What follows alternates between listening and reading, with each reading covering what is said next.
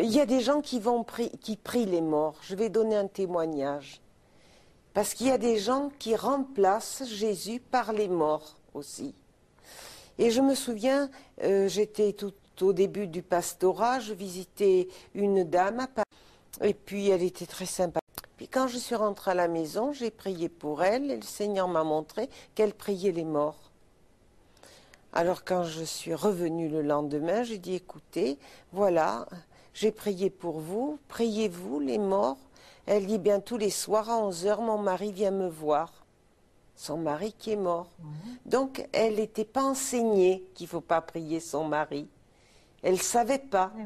Et je lui ai dit, mais non, votre mari, il ne peut pas venir vers vous. C'est un esprit qui vient, un esprit, un démon qui vient, parce que les morts ne peuvent pas aller vers les vivants. C'est dit dans la parole, hein, dans la parabole d'Abraham et de Lazare. C'est impossible.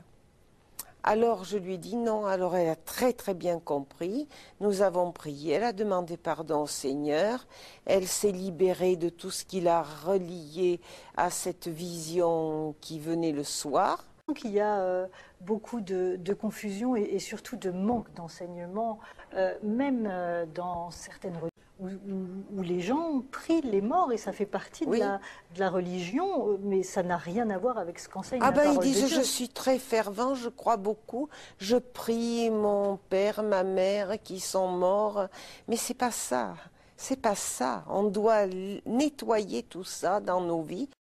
Dans la Bible, les morts peuvent-ils nous venir en aide? Dans beaucoup de religions, dans les différents courants spirituels du Nouvel Âge, qui est quand même relativement populaire encore aujourd'hui, mais surtout au sein du catholicisme, on a tendance à encourager la prière aux défunts.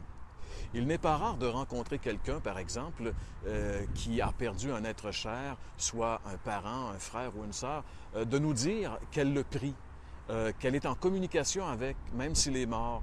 Et même très souvent, cette personne-là nous dira qu'elle a reçu des réponses à ses prières ou encore qu'elle a même été secourue dans ses besoins par l'entremise de ce défunt. Eh bien, en ce qui nous concerne, nous croyons que cela relève essentiellement et uniquement de la superstition. Pourquoi est-ce que nous disons cela?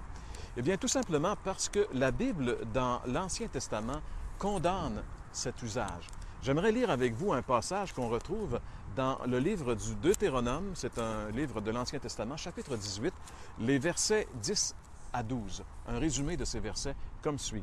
« Qu'on ne trouve chez toi personne qui s'adonne à la magie, personne qui consulte les spirites, personne qui interroge les morts, car le Seigneur a en abomination ceux qui se livrent à de telles pratiques. » Vous avez sûrement remarqué que dans ce passage, la Bible met au même niveau la communication avec les morts et l'occultisme.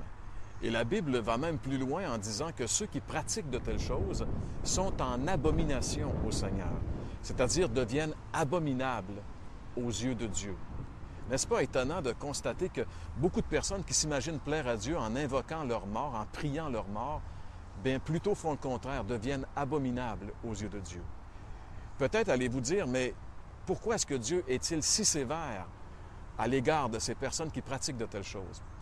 Eh bien, la Bible nous révèle une vérité importante. Dans le Nouveau Testament, Jésus nous a dit qu'entre le monde dans lequel nous sommes, c'est-à-dire le monde des vivants et l'au-delà, il n'y a aucune communication possible. C'est un peu comme les astronautes qui tournaient autour de la Lune dans les années 60 et lorsqu'ils passaient du côté de la face cachée de la Lune, toute communication avec la Terre était interrompue puisqu'il était impossible d'avoir communication entre la face cachée de la Lune et la Terre. Eh bien, c'est à peu près une image qui identifie bien l'impossibilité de communication entre le monde des vivants et le monde des morts. Mais pourtant, plusieurs vont dire, oui, mais j'ai eu des réponses à mes prières. Pourquoi?